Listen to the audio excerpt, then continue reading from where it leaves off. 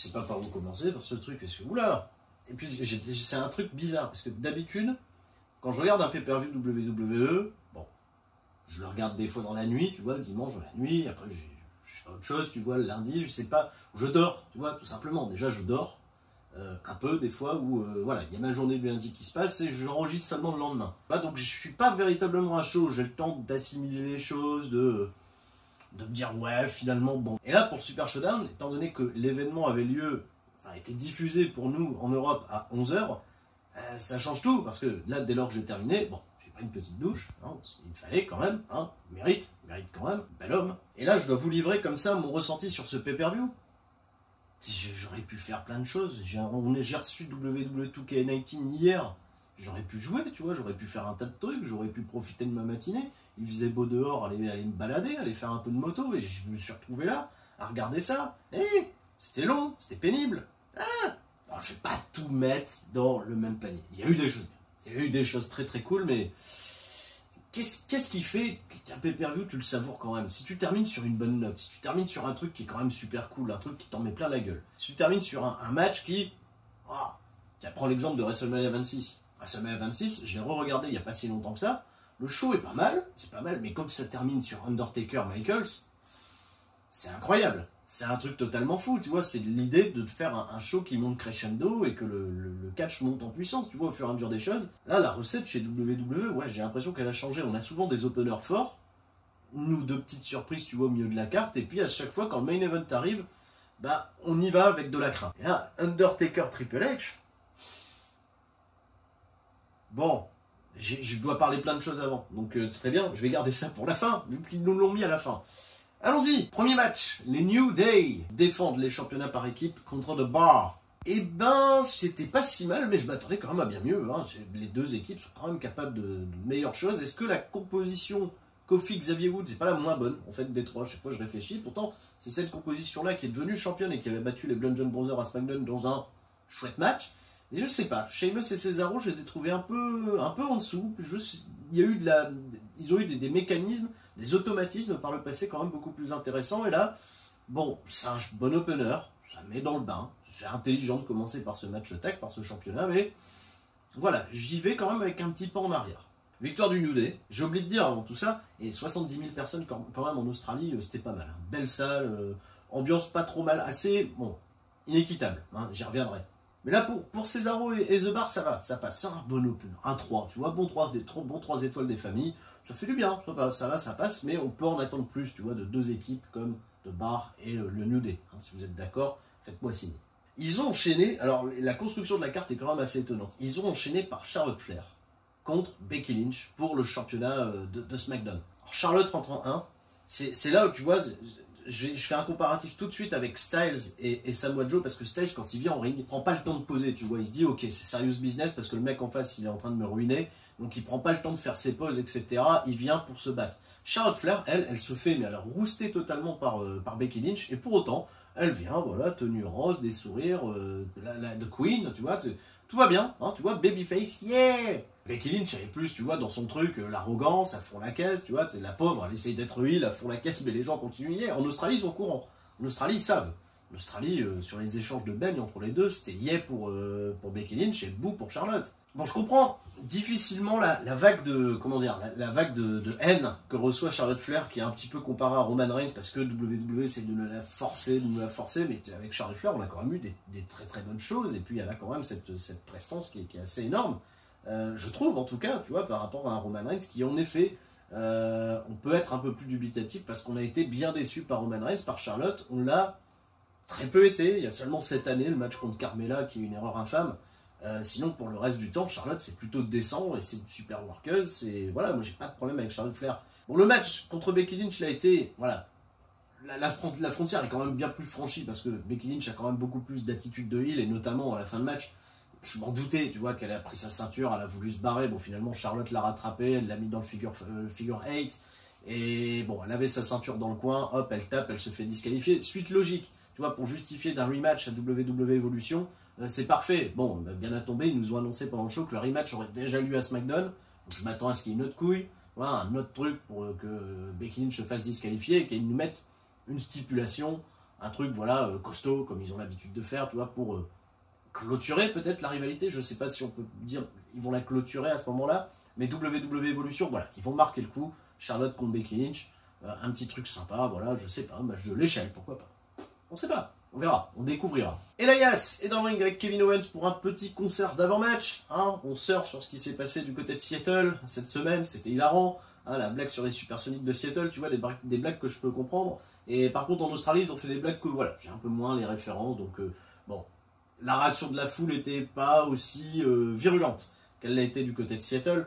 Mais bon, ils ont essayé de forcer le truc, de laisser un long blanc après ce truc, et puis bon. Il y a quand même, j'ai une sympathie forte pour ce duo Kevin Owens et Elias, qui peut être très drôle. Enfin, c'est le problème avec Elias, c'est-à-dire qu'à chaque fois, il est tellement bon au micro, il a tellement les gens dans la main que tu te dis, putain, ce mec-là, ça va tellement bien marcher qu'à un moment, ça va tourner face organiquement. Et Kevin Owens, on en est sûr aussi, tu vois, on en est sûr. Tu sens, moi j'aimerais ce face turn organique un moment, tu vois, à un moment donné, parce que tellement le truc les dépasse que, voilà, ils vont, à un moment ça va tourner. J'en suis certain, je sais pas quand, ça va peut-être être très tard, mais à un moment ça va péter. Peut-être pas ensemble, hein, bien sûr, c'est un duo qui est, c'est du one shot, je pense, pour WWE, mais sur le long terme, il y a peut-être quelque chose, tu vois, qui peut s'amener. Bobby Lashley, t'as rien à faire. Bobby Lashley, les gens s'en branlent, hein, voilà, puis même lui, c'est bizarre. Et John Cena nous est arrivé avec la coupe à papa, hein, c'est-à-dire la coupe de cheveux de l'ami John Cena. Je me suis dit, qu'est-ce qui se passe? C'était un mix entre tu vois, Matt Damon, quand il est Matt Damon, Mark Wahlberg et JBL.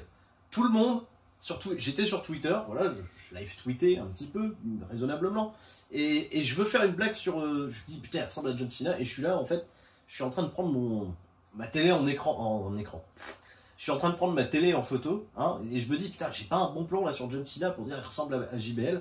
Et comme le truc passe, je me dis, bon, de la merde, je vais aller voir si je trouve une photo tout de suite là de Cena, comme ça, avec cette coupe de cheveux à la con. Et le temps que ça passe, il y avait déjà plein de tweets, JBL, Cena. J'étais dégoûté. Tout le monde, il y a eu plein de gens, plein de collections, partout dans le monde, Cena, JBL. Pourquoi? C'est un peu étonnant, mais bon. Par contre, le concept, le match de feignant, alors ça c'est du bon match de live event classique où Cena a rien branlé, il a pris un hot tag, il a fait on va plus dire les 5 moves of doom, il en a fait 6, hein, voilà, avec le fameux coup de poing, là, le truc ancestral chinois, tout ça. Et voilà, fin du match, on rentre à la maison. Hein, voilà, il a fait un petit speech derrière pour dire que son cœur était toujours à WWE, mais tu sens que c'est un peu, tu vois, The Rock dans l'idée, hein, c'est-à-dire, bon, mon cœur est chez WWE, mais il y a un petit peu de pognon à se faire du côté d'Hollywood, hein, et ben on va aller là-bas. Bon, et ben on se revoit, Vince, tu m'appelles, tu fais un chèque, tu fais un cash express, je me dis, Cena, là, on n'en aura pas besoin. Hein. pas dans cet état-là, en tout cas, enfin, pas dans l'idée de... Parce que, en fait, c'est bizarre, parce que le fait qu'il ait fait une sèche, qu'il soit un peu moins gros quand même, il était baraque, mais il était gros quand même, il était épais.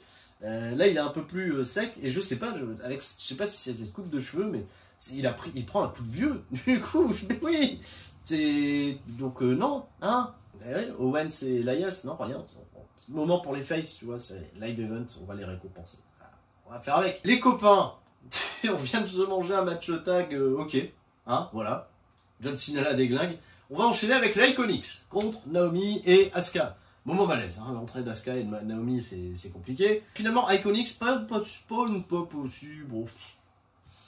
C'était pas non plus exceptionnel. Insistez, elles sont pas véritablement présentes du côté de SmackDown, on sent que c'est le bouche-trou total.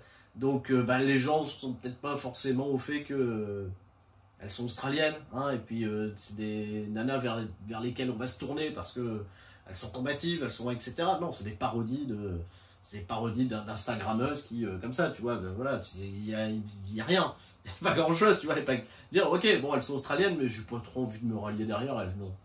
M'intéresse pas. Asuka, peut-être un peu plus, mais encore, parce que bizarre, des fois, on m'embête ce truc, là, depuis tout à l'heure. Ah bon, quand même. Et pourtant, il me dit que la batterie, elle est au max. Didier, t'as géré la batterie? Bon. Et en face de ça, les filles, là, non, mais le match, bah oui, pas les filles, il n'y a pas grand chose, tu vois, même pas 5 minutes, et victoire des Iconics. Je m'en doutais que les Australiennes allaient gagner à la maison, le pin s'est fait sur Naomi, donc tant mieux. Le masque est tombé par contre, le masque des personnages à un moment il est tombé, elles ont juste pris l'émotion d'avoir gagné chez elles devant 70 000 personnes, je pense que n'importe quel humain à un moment tu vois tu peux céder, hein, si t'es, voilà, donc là je comprends réaction humaine, mais bon, c'est bizarre, tu vois, là il y a une espèce de creux qui est en train de s'installer dans le pay-per-view petit à petit, tu dis bon il y a encore quoi après, bon, ce moment-là c'était dur, hein, c'était ma petite digestion etc. Je vous avoue ce match j'ai pas été super attentif, j'ai pas été... J'ai un peu bougé. Moi, je suis pas resté devant nickel, mais j'ai peut-être bien fait.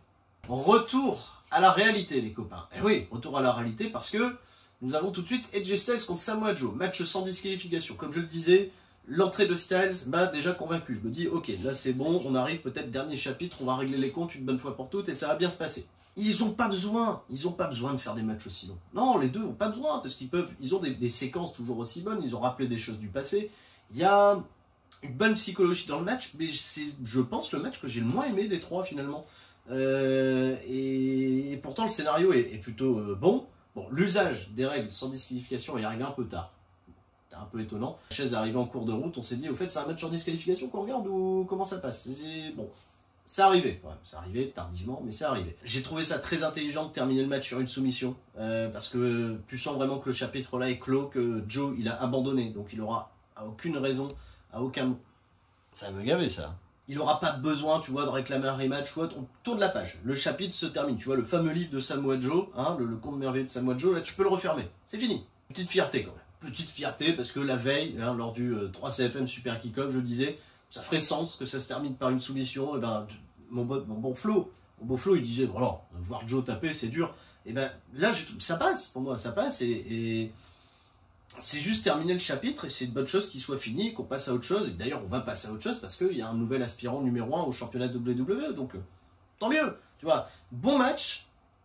Je le répète encore une fois, le moins bon des trois. Mais à ce moment-là de la carte, bon, ça faisait du bien de se reconcentrer sur quelque chose. Parce que les esprits s'égaraient un peu, tu vois. Vraiment à ce moment-là. Le Riot Squad contre les Bella et Ronda Rousey. Ben, c'était un peu ce à quoi on s'attendait, ou peut-être pas, ça dépend à quoi vous vous attendiez exactement pour ce match. Moi j'ai trouvé que le Riot Squad était un bon petit clan de heel. Il y a eu de l'interaction entre Brie Bella et Liv Morgan, d'ailleurs en Australie ils sont courants. Hein. Le moment où il y a eu le tag sur Liv Morgan et qu'elle a porté un Shining Wizard sur Brie Bella, il y a eu une petite pop. Il y a une petite pop, tu vois, de soulagement en disant ouais, tu vois, elle prend sa petite revanche. Par contre, le spot de la langue, vous êtes sérieux les mecs? Non, ils s'en déconnaient. Enfin, les filles, pour l'occasion. Et Brie Bella qui est pas capable d'attraper la langue de Liv Morgan correctement. Bah, même, essaye de choper une langue. Hein, demande à ton voisin, demande à ton copain, demande à ton petit frère, à ta petite soeur. Essaye, attrape ma langue. Même moi, je galère, ça glisse, c'est compliqué. Même si elle met un truc bleu qui est antidérapant, mais c'est pas simple, enfin. Allez attraper des langues. Enfin, bah, bon, je veux pas défendre Brie Bella, mais quelle idée de spot, quoi. Ou alors, vous l'avez répété avant et la langue du premier coup. Tu vois, tu t'entraînes avant. C'est ça le catch, hein. Les prises, t'apprends à les porter. Ça va me gaver ce truc, hein, Didier. On peut remettre de la batterie? On a quelque chose? Ah ouais, parce qu'à chaque fois ça se casse la gueule. C'est quoi? C'est l'histoire de la langue qui fait ça? Bon. Tout l'intérêt du match, il était autour de Nikki Bella, Ronda Rousey. Comment on va nous construire ça pour WWE Evolution? Est-ce qu'on va nous semer des graines? Hein, tout le monde spéculait, nous les premiers, tu vois, c'est ça le catch FM, on était là.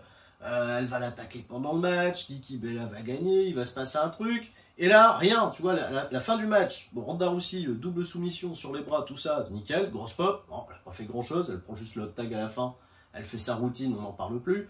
Les Bella, plutôt transparentes hein, sur le match, les Bella, c'est pas le rêve, c'était pas le rêve, c'était pas dangereux, bon, c'est déjà bien, mais c'était pas le rêve. Et célébration, rien, tu vois, et plan suivant, match suivant.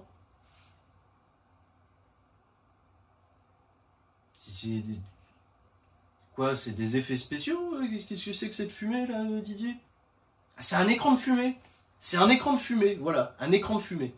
Hein? Bah, wow! Pas mal, hein? Bel écran de fumée. Joli. Je m'y attendais pas, j'ai été surpris moi-même. Bref. Bon, ils vont nous trouver à partir du Raw le lendemain, enfin pas le lendemain, mais lundi, hein, voilà, 2 jours plus tard, c'est bizarre de se dire ça. 2 jours plus tard à Raw, on aura plus d'informations, je pense. Ils vont commencer à nous construire Nikki Bella contre Ronda Rousey, ou alors un autre écran de fumée général. Hein, on va voir Ronda Rousey contre Nia Jax ou Ronda Rousey contre Ember Moon. Hein, tu vois, ce serait mieux. Hein, t'es pas mal. Moi, je suis content. Moi, j'ai le petit sourire. Mais non, on va voir Nikki Bella contre Ronda Rousey. Et puis voilà. Je sais pas à quoi m'attendre. De toute façon, c'est pas le moment d'y penser. Voilà. Donc n'y pensons pas. N'y pensons plus. Match suivant. Buddy Murphy est à Melbourne, chez lui. Il affronte Cedric Alexander pour le championnat Cruiserweight. Et c'est bien. Ils nous ont vraiment préparé le truc en disant héros local, tout ça. Et lui, il a eu un gros accueil. Et pourtant, 205 Live, c'est quand même le produit méga obscur. Mais Buddy Murphy, il a été voilà, très bien promu, bien accueilli. Ça a démarré fort, direct. Et le rythme s'est un peu cassé. Il s'est cassé, voilà. Je pensais vraiment qu'on allait avoir un gros spot fest, mais tu sens aussi qu'il y a un truc qui freine. C'est que WWE a pas laissé beaucoup de temps au match. Hein, c'est pas les catcheurs qui décident quel temps ils vont faire, forcément. Tout ça est préparé. Donc ils se sont dit, ok, on va faire un feel good moment pour Melbourne. Victoire de Buddy Murphy, mais par contre, vous avez moins de 10 minutes pour faire le truc. Donc soit tu fais moins de 10 minutes où ça speed à fond la caisse, voilà, mais ils ont quand même tenté le coup de mettre un petit peu de... Ils ont essayé de mettre un climat dans le match. Donc il y a des spots qui passent très très bien, mais c'est pas le meilleur match qui a eu lieu entre les deux. Alors ce match là aussi, après Samoa Joe et Jay Styles, à ce moment-là de la carte, ça fait du bien, après le 3 contre 3 qu'on vient de prendre, qui était un peu fun, mais quand même, tu vois, c'est Bella. Là, on est passé sur une autre dimension, et c'est bien parce que pour tous les fans de catch en France, qui n'ont pas l'occasion de voir du 205 de ce qui est diffusé sur AB, etc. Là, il y a un peu de mobilisation. J'ai vu Link the Sun, ils ont tous tweeté, il nous faut 205 à la télé, etc. Vous l'aurez pas, c'est une exclusivité network, ça sert à rien de réclamer. C'est pour le network uniquement, mais moi j'ai envie de voir Buddy Murphy, en effet, sur d'autres programmes, Arrow, etc., ou pas seulement bloqué avec les Cruiserweight, parce que c'est un super catcheur. C'est vrai qu'Alexander est un super catcheur. Il y a d'excellents catcheurs à 205 maintenant. Ça a été un choix de WWE de se dire, ça c'est pour notre produit à nous, c'est pour le network. Et vous avez ce qui passe à la télé, à savoir les Bella, Iconic Duo, tout ça. Voilà, là, on peut pas tout avoir. Bon, bah, faites avec. Chouette match, bon moment, grosse émotion à la fin. S'il y a un match à voir peut-être sur cette carte. Alors là, le truc il est niqué, on peut plus rien faire. Bon, qu'est-ce que je fais? J'essaie de faire un recadrage manuel. C'est quoi? C'est l'Australie, c'est ça? C'est le problème de gravité, le truc de la tête en bas? On se défend? Bon, essaye de... Voilà, de remettre l'image droite, et puis on fera des cuts sur les côtés, on se démerdera, je ferai de la post-prod. Enfin, tu feras de la post-prod, Didier, parce que moi j'ai pas que ça à foutre, je dois jouer à WWE 2K19. Bon, chouette match, je disais, pas le meilleur entre les deux, mais bon moment, feel good moment, match que je vous recommande, à voir les copains. Le Shield, qui arrive par le public. C'était long, cette affaire dans le public, ils étaient pas bien à l'aise, les gonzes, c'était pas simple, c'était pas bien simple comme idée. Mais bon, ils l'ont fait quand même. Le Shield affronte Braun Strowman, mon colonel, le sergent Ziggler et le caporal McIntyre. D'où l'idée du match était encore une fois basée sur qu'est-ce qui va se passer autour de Dean Ambrose. Et oui, j'ai l'impression que le Shield fait moins recette. Tu sens quand même un truc, et je me suis beaucoup marré dans la première partie du match, notamment pendant la hit. De Ziggler de Ziggler notamment, parce qu'il y a un truc avec Ziggler qui m'a parlé, de Ziggler sur Seth Rollins. Rollins va avoir un léger upspot, où il va revenir, il va contrer un truc dans les cordes, voilà, un truc basique, tu vois, dans le catch, un petit retour, tu vois, pour se donner un peu de foi, et les gens n'ont pas réagi. C'est la première fois que je vois Seth Rollins ne pas susciter la moindre pop quand il a un comeback, parce que Seth Rollins, en général, partout où il va, yeah, come on, Seth Rollins, you're the guy, etc. Et j'ai l'impression que le Shield... ça fait du bien à Ambrose parce que, bon, le retour, tout ça, ça fait beaucoup de bien à Roman Reigns. Parce qu'on oublie, tu vois. Et pour Seth Rollins, j'ai l'impression que lui, ça le dessert totalement. C'est vraiment lui, à ce moment-là, dans sa carrière, après les matchs qu'il nous a livrés totalement fous autour de ce championnat intercontinental, il en avait tellement pas besoin. Et là, tu sens que ça l'a tiré vers le bas. Quand il a ses retours, tout le monde s'en fout. Tu vois, et même Ziggler, à un moment, il va mettre des peignes dans le coin, à l'ami Rollins, et puis il va le provoquer, et il va lui dire, tu vas faire quoi? Tu vas faire quoi? De toute façon, tout le monde s'en fout. Et là, je me suis dit, oh là là. Et c'est exactement ça. 70 000 personnes, les réactions de Rollins, malaise. Tout le monde s'en fout. Et même sur le hot tag, ça n'a pas été foufou. Un peu plus sur Ambrose, je sais pas, il y a peut-être un côté sympathie sur Ambrose, mais le match était vraiment axé autour de lui et de Roman Reigns, parce qu'il va se passer un truc dans le match, c'est que Roman Reigns, à un moment, Superman Punch, je sais pas qui l'esquive, et bim, ça tombe dans la gueule de Dean Ambrose. Et là, tout le monde se dit, wow, oh.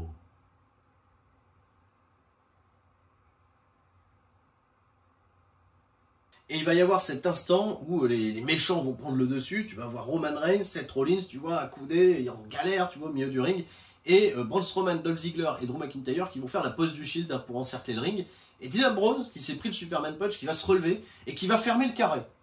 Et là, dans la tête des gens, c'est qu'est-ce qu'il va faire? est-ce qu'il va se retourner, est-ce qu'il va machin, etc. Oh là là, qu'est-ce qui se passe? Et hop! Tu vois, il est magnifique celui-là. Bel écran de fumée, impeccable. Tout le monde tombe dedans. Non, personne tombe dedans, c'était prévisible. On l'a tous vu à des kilomètres. Même ma blague, vous l'avez vu parce que c'est la 3e fois que je la fais. Donc voilà, hein, à un moment, je comprends, c'est ça le catch. Il y a un truc qui m'embête beaucoup avec ce combat. Bon, déjà, sa longueur. Il a été super long, les entrées ont été longues. Bon, à un moment, ils m'ont perdu, ils m'ont pas totalement intéressé. Je peux comprendre que Melbourne... Ouais, Rollins y revient. Ouais, bon, ok. On en a... Alors, je l'ai vu qu'une fois, c'est ça qui m'embête. Mais je me suis dit, est-ce qu'ils ont bien respecté les trucs des hommes légaux à un moment dans le ring? Parce que je me souviens d'un tombé de Roman Reigns sur McIntyre. Je me souviens pas d'avoir eu un tag et ça s'est fini entre Ambrose et Ziggler. Alors que c'était un peu le chaos dans le ring. Tu vois, ça je me dis, est-ce que... Je me trompe peut-être, hein, rectifiez-moi les copains, mais j'ai ça dans la tête. Donc je sais pas, il y a ce genre de petits éléments là qui m'envoient un petit peu en l'air. Ça sert à Ambrose, ça sert à Roman Reigns, c'est un peu mignon quand même, tu vois, cet esprit Shield, malgré tout. Bon, il y a un petit truc encore, il y a quelque chose. Mais pour Rollins, j'ai un peu peur. Rollins, il avait vraiment pas besoin du Shield à ce moment-là. Il fait, je pense même, de ses moins bonnes perfs de l'année. Parce qu'il n'y a pas eu le moment Rollins, tu vois, il n'y a pas eu le petit moment éclair de Rollins où il va virevolter dans tous les sens, on va se dire putain c'est génial, Rollins c'est le meilleur, tu vois. Ben ça il l'a pas eu dans le match, hein. Tout était vraiment ciblé sur ce truc entre Reigns et Ambrose et ben voilà, bon c'était bien fait, mais dommage, un peu prévisible quand même. Ah, faut pas se leurrer. Daniel Bryan contre le Miz. Alors là, hein, les copains, avant que le match commence, je me suis dit bon, j'ai vite envie de voir le main event. Moi j'étais pressé de voir Taker Triple H. Hein, j'ai des problèmes, hein, voilà, vous pouvez m'en excusez-moi. J'étais pressé de voir ça, et finalement, c'est vrai qu'il y avait encore Daniel Bryan contre le Miz, tu vois, que j'avais un peu zappé, et quand il y a eu le petit rappel, où il y a la musique de, je sais plus, du Miz, voilà, qui arrive, boum, je me suis dit, bon, j'espère juste, après des matchs qui ont été bien longs, que ça dure pas longtemps. Ça peut pas durer longtemps, ça n'a pas duré longtemps, hein, les entrées, je pense, ont été plus longues que le match, 2 minutes 34, à peu près, hein, victoire de Daniel Bryan, alors c'est pas un squash, c'est juste, voilà, il l'a retourné, il l'a pris dans un petit paquet, il a contre un truc, et 1, 2, 3, c'est terminé. Et Daniel Bryan se retrouve challenger au championnat des J-Styles. Bon, c'était totalement à l'encontre, hein, à l'envers même de mes prédictions. C'est une chouette revanche pour Bryan, dans l'exécution c'était plutôt correct. Je suis un peu hypé, je me dis, ouais, cool, c'est plutôt bien. Et puis, qu'est-ce qu'ils nous font? Ils nous annoncent que Bryan contre AJ Styles, tu vois, une dream match, grosse affiche. Je me dis, bon, ils vont nous dire, ça va lui, c'est déjà le match du Survivor Series, tu vois, ils vont prendre de l'avance. Et bah non, ça tombe où, hein, tu le sais, hein, Didier, ça tombe en le pay-per-view, comment il s'appelle? Quoi? Sweet Saudi Money, numéro 2? Non, c'est pas ça, c'est Crown Jewels, voilà, Crown Jewels, en Arabie Saoudite. Et on va détester vraiment cet endroit, vous faites exprès, quoi. Si encore on leur donnait, tu vois, un truc, bon, un petit truc, etc. Mais là, des grosses affiches comme ça, mais faut pas déconner. Le retour de Michael, enfin bon, il n'y est pas encore, mais... Bon, mais on va faire avec. Bon, qu'est-ce que tu veux, hein, c'est comme ça, c'est l'appel de l'argent, je sais pas. Le mec, il veut avoir Yokozuna, Ben Salman, mais je pense qu'il aime bien le catch quand même, parce qu'il veut avoir AJ Styles contre Daniel Bryan. Je pense pas qu'il ait demandé ça, hein. Je pense juste que là, c'est WWE qui nous ont dit, hey, on va vous faire Styles contre Bryan. Vous allez voir. Là, un public, tu vois, qui est peut-être pas ancré, parce que ça, c'est un match pour les Smart, clairement. Bryan contre Styles, c'est le pur match face qu'on donne aux Smart. Et là, en fait, le fait de le donner comme ça en Arabie Saoudite, tout dit quand même que ce public-là, il va plus s'attendre des gentils contre des méchants. Hein. Et ben non, comme ça. Hop, cadeau. Voilà. Allez, Rouse, main event. Bon, ça va pas être bien simple. Mais bon, faut y aller. Hein. De toute façon, j'ai signé pour. Vraiment, faut en parler. Le clip de Feud est très bien. Le clip de Feud est très bien. J'ai eu Divine à côté de moi, elle me dit, putain, j'ai peut-être été dur hier à C7 Catch FM parce que ce clip de Feud... le résumé de la storyline est quand même plutôt cool, ça me donne envie.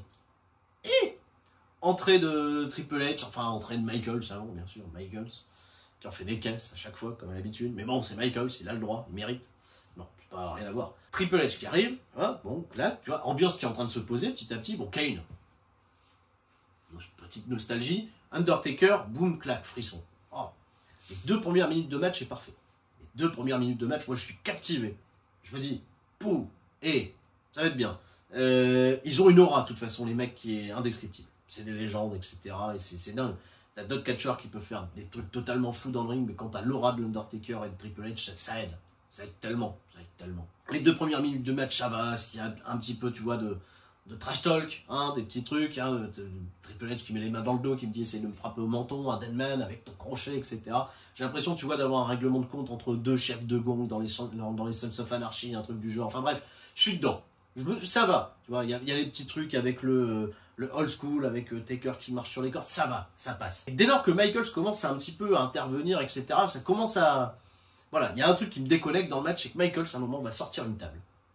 Parce que le match est sans disqualification, ils nous l'ont dit au dernier moment. Mais quelque part, tant mieux, ça va les arranger tous. Hein, parce que si tu veux overbooker un truc, à un moment, faut qu'il n'y ait pas de disqualification. Donc il n'y en a pas eu. Boum, clac. Michaels va sortir une table, t'as Triple H qui vient à côté, tu vois, pour la prêter, Taker est en train de faire dodo, et Kane, il arrive. Et Kane, c'est bizarre, il n'a pas ce réflexe de... Tu sais, Kane, on aurait dit un petit animal, un chien, un chat, tu vois, enfin, plutôt un chien, qui dit qu'est-ce qui se passe? Les maîtres, ils ont sorti la baballe, on va jouer, hein, tu vois, et c'est exactement comme ça que je l'ai perçu. Et en fait, il n'interagit pas, il est là, il est extérieur à l'action, il bouge un petit peu, il s'affole, mais il s'inquiète pas. Et ce petit moment-là, je l'ai trouvé un peu... pourquoi? Et pourquoi tu fais ça? Enfin bref, bon, ça m'a... Voilà. Et après, la suite du match est... Tu sais quoi? Il a duré 28 minutes, le combat. John Cena, Taker, ça a duré 4 minutes à WrestleMania. Et tout le monde est venu me voir en me disant « Ah mais Taker, il peut pas faire un match plus long. Il peut pas faire un match plus long, c'est impossible. Il peut pas le tenir. Hein? Bon, 28 putains de minutes. 28 putains de minutes. L'histoire, on la comprend. L'histoire, elle est racontée, en effet, dans l'exécution, en effet. Hein, c'est pas ça. Ah, non, c'est pas ça, c'est poussif. Poussif, ça c'est un très bon terme qui pourrait résumer ce main event. C'est poussif, embarrassant, à de nombreux points, très nombreux points. Je suis embarrassé de voir ce truc. Très embarrassé. Poussif, embarrassant et ouais, un peu malaisant, quoi.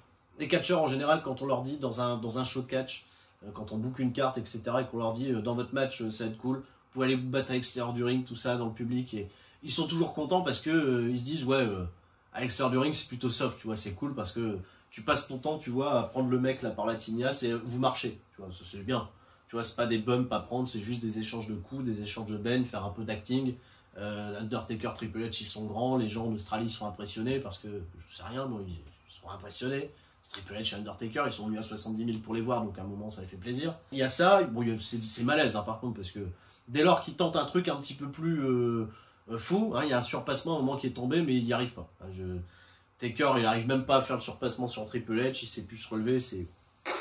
Bon, soit, hein, et puis l'idée derrière de se dire on va impliquer Michaels, on va impliquer les trucs, tout ça, j'ai l'impression à chaque fois que c'est un peu maladroit. Michaels, c'est un petit peu le mec qui dit bon je suis là s'il faut prendre des meubles, hein, s'il y a des trucs à faire, s'il y a des spots je suis là, je peux prendre les meubles. Et Kane, il devait être derrière quand à la préparation du match, il dit bah ok vas-y fais. Ouais, moi je prends le truc de la table et puis après pour moi c'est bon. Bon, ils ont gagné du temps avec les arbitres, ils ont gagné, bon, il y a plein de trucs, ça gagne du temps à fond la caisse, ça cache pas pendant 28 minutes non-stop. Au final, si tu condenses, oui, ça fait 4 minutes. Et puis ça se termine, Triple H gagne. Bon, il y a un petit truc, Sledgehammer, etc. Mais je suis à ce moment-là du match, je suis dépassé, j'ai plus envie de me dire, il y a un bon moment, il y a quelque chose d'important qui est en train de se créer, c'est juste que je viens de me manger un truc tellement lent, tellement poussif, et finalement pas si captivant. Vous avez peut-être été captivé, mais moi je me suis dit, là, ça commence plus à me faire de la peine qu'autre chose. J'ai lâché, voilà, fin de match, Triple H a gagné, pour moi c'était la logique, hein, s'ils veulent aller plus loin dans leurs affaires. Et il y a ce post-match où Taker est dans le coin, ça va pas, etc. Triple H vient le voir, respect, Shawn Michaels, respect, Kane, respect, etc. Ils vont poser, tous les quatre, gros câlin, gros moment, tu vois, les gens debout, ouais, bon quand même, allez, ouais, et ça s'arrête là. Tu vois, ça termine quand même sur une bonne image. Quoi la fin? C'est comme la mère de Bambi, je veux pas savoir, Didier. Je veux pas savoir ce qui s'est passé après, non. Non. No! No! Please, no! No! Putain, ils nous l'ont fait. L'Undertaker, il a attaqué tout le monde après, il était pas bien. Ils vont aller dans un mois se battre en Arabie Saoudite, là maintenant il n'y a plus de... Ah bah non, là maintenant c'est sûr. Donc ils m'ont fait un faux espoir, les salopards. Et c'est pour ça que ce show, je vais le haïr, je pense. Longtemps. Longtemps. Je veux plus en entendre parler. Il n'a pas existé, mais si, il va exister, parce qu'on va être encore embêté avec ça par rapport... Ils n'avaient rien demandé, ils étaient gentils. Puis nous aussi, on est gentils, on n'a pas demandé ça. Les Michaels. Michaels qui va recatcher en Arabie Saoudite. Mais pourquoi Sweet Saudi Money numéro 2. On va jouer à WWE2K19, hein, parce que pour l'instant je suis dans le mode détour, hein, c'est plutôt cool. Hein. Je vous fais des bisous à tous, je vous dis à la prochaine. C'était Sturi. On se voit à la PC demain. Ciao, bye bye.